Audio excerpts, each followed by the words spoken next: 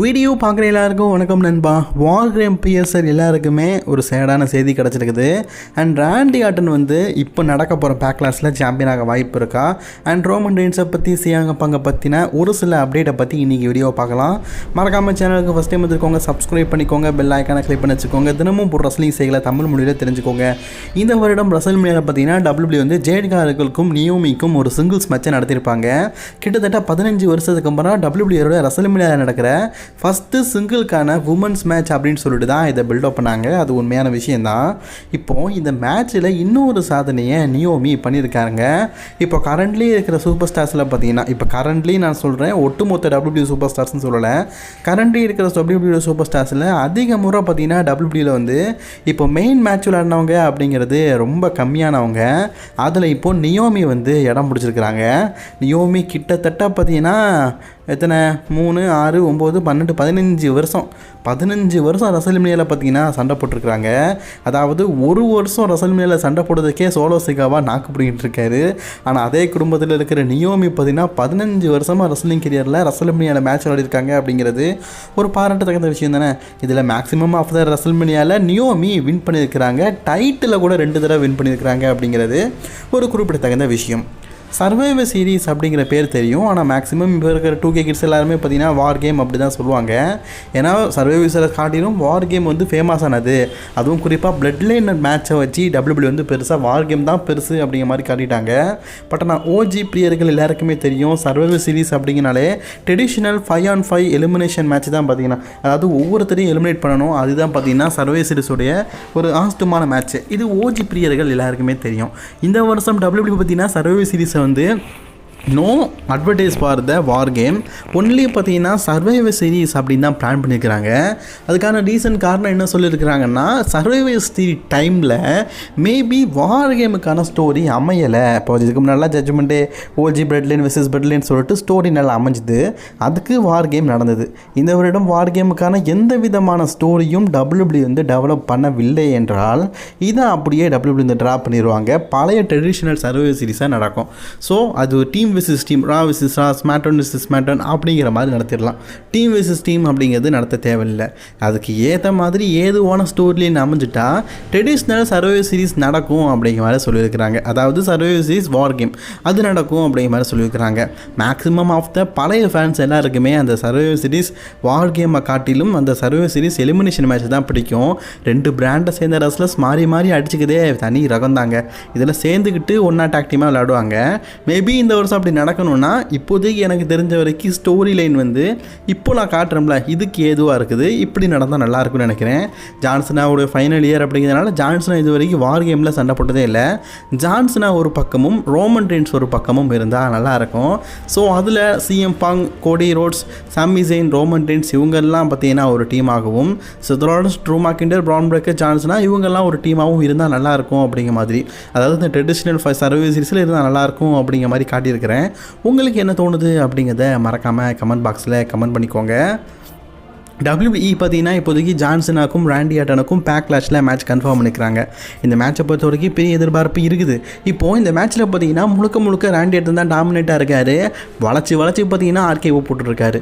இது இப்போ இல்லைங்க, இன்றைக்கி நேற்று இல்லை, ஆதி காலத்துலேருந்தே பார்த்தீங்கன்னா ராண்டி ஆர்டனுக்கு மேலே ஜான்சனா ஆக்சுவலி பழைய ஜான்சனா பேசின விஷயங்கள், ராண்டி ஆர்டன் பேசின விஷயங்கள்லாம் மூமெண்டபிள் விஷயமா இருக்கும். ஸோ அதெல்லாம் நம்ம பேசி தமிழில் ரஸ்லிங் கிங் 2ல் பார்க்கலாம். இதுக்கப்புறமா இப்போ இவங்களுடைய அந்த ஒட்டுமொத்த ரஸ்லிங் கெரியரையும் திரும்பி பார்க்கும் விதமாக தான் இப்போது மேட்ச் நடக்க போகுது.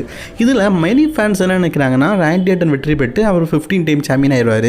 ஜான்சனா வந்து எப்படி 17 டைம் சாம்பியன் சொல்லிட்டு அவர் ரெக்கார்டை படைச்சாரோ அதே மாதிரி ராண்டி ஆர்டன் சாம்பியன் ஆகிறேன். பட் ஆனால் ஹிஸ்டாரிக்கல் தேரிக்கல், அதாவது நம்ம ஒரு மூமெண்ட்டை ரீக்ரியேட் பண்ணி பார்க்கணும். இது வரைக்கும் எந்த ஒரு ரசலரும் ரசல்மேனியாவில் கஷ்டப்பட்டு சாம்பியன்ஷிப்பை வின் பண்ணி அதுக்கப்புறமா அடுத்த பேப்பரிலே தோத்த ஆட்கள் கிடையாது. எப்போ ராண்டி ஆர்டன் தோத்தாருன்னு கேட்டிங்கன்னா அவர் 2 பேப்பருக்கு அப்புறம் தான்ப்பா ஜெந்தர்மகள்கிட்ட தோத்தார். அடுத்த பேப்பரில் தோக்கலை. அவர் பிரைவேட்டு கூட அகைன் மேட்ச் விளையாடு தான் அப்புறம் அந்த சந்தர்ப்ப சூழ்நிலையால் தோற்று போனார். அதுவும் இப்போ ட்ரிபிள் எச் இருக்கிற பொசிஷனில் ஜான்சனாவை தோக்க வைப்பாரான்னு கேட்டிங்கன்னா இல்லை.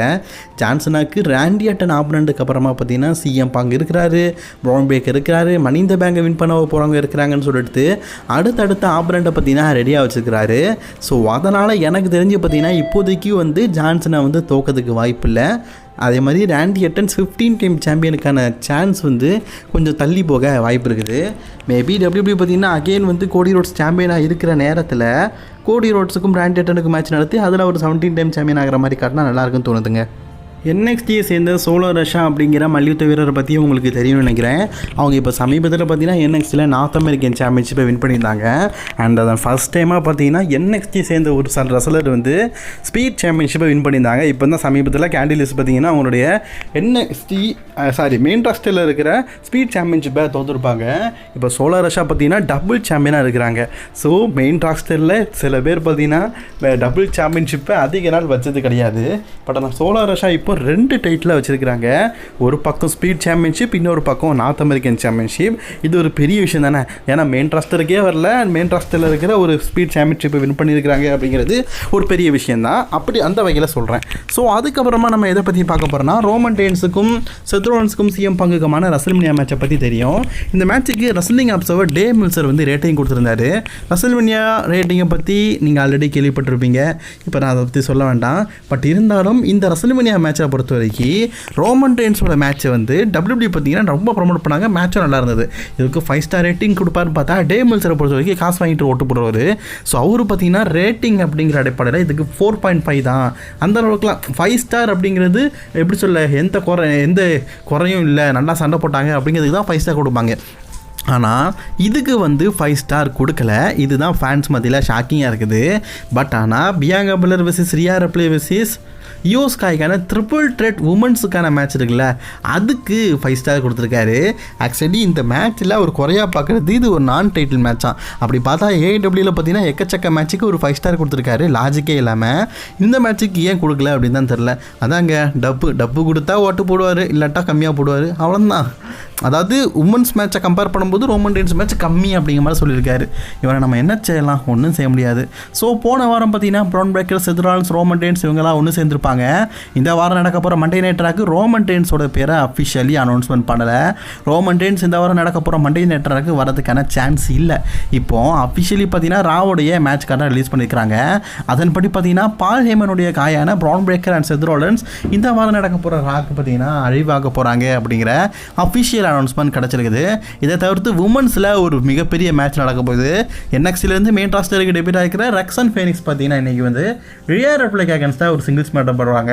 இது ஒரு பெரிய மேட்ச் தான். அதே மாதிரி உலகநாதன் லோகன் பால் ரெஸ்ல்மேனியாவில் AJ ஸ்டைலில் பீட் பண்ணதுக்கப்புறமா போன வாரம் வரல. பட் நான் இந்த வாரம் நடக்க போகிற மண்டே நைட் ராக்கு உலகநாதன் லோகன் பால் பார்த்தீங்கன்னா வாரேன் அப்படிங்கிற மாதிரி சொல்லியிருக்காரு. AJ ஸ்டைல் அகைன் பார்த்தீங்கன்னா லோகன் பாலை சேலஞ்ச் பண்ணியிருக்காரு. மேபி உங்களுடைய ரீமேட்சுக்காக WWE பிளான் பண்ணுறாங்களான்னு தெரில. இதுக்கு முன்னாடி போட்ட வீடியோவில் சொல்லியிருந்தேன், AEW பார்த்தீங்கன்னா ஃபன்னிஸ்டான மூமெண்ட்டாக ரிப்ளேயரை வந்து 17 டைம் சாம்பியன் ஆக்கிடக்கூடாது.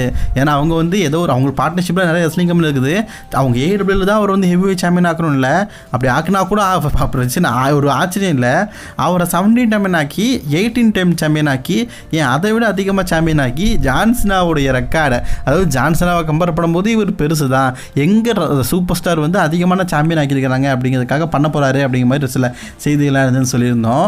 பட் ஆனால் ரிப்ளேயர் அதுக்கு சம்மதிக்கும். ஏன்னா ரிப்ளேயருக்கு பர்சனலி ஜான்சனாவை பிடிக்கும். இது ஜான்சனாவை உண்மையிலேயே காயப்படுத்துகிற மாதிரி இருக்கும்ல, அதனால் அவர் அக்செப்ட் பண்ணலை. பட் ஆனால் ரிப்ளேயருடைய சமீபத்தில் ப்ரொமோவில் அவங்க கீழே எப்படி அட்வைஸ் பண்ணியிருக்கிறாங்க, ரிப்ளேயர் வந்து 21 டைம் வந்து வேர்ல்டு சாம்பியன் அப்படிங்கிற மாதிரி.